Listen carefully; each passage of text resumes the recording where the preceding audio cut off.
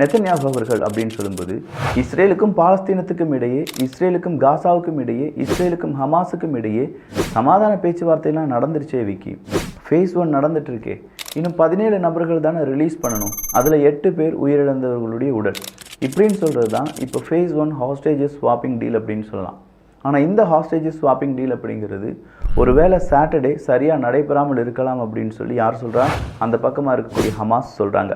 எதுக்காக சொல்கிறாங்க அப்படின்னா, இஸ்ரேல் திடீர்னு மேற்கு கரையோரமாக அவங்களுடைய தாக்குதலை நடத்துகிறாங்க.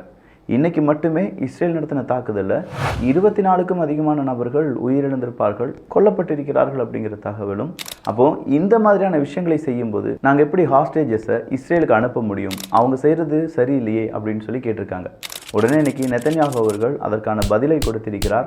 நீங்கள் ஹாஸ்டேஜஸை இந்த சாட்டர்டேக்குள்ளே அனுப்பலை அப்படின்னா மறுபடியும் யுத்தம் தொடரும்.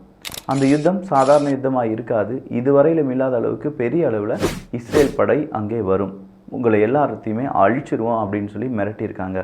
ஸோ ஹாஸ்டேஜஸ் டீல் சரியாக நடைபெற வேண்டும் அப்படின்னு சொல்கிறதுக்காக மிரட்டுறாங்களா, நடைபெறாமல் போனால் என்ன நடக்கும் அப்படின்னு சொல்கிறதுக்காக மிரட்டுறாங்களான்னு தெரியலை. பட் ஆனாலுமே இஸ்ரேல் இன்றைக்கி மிரட்டியிருக்காங்க.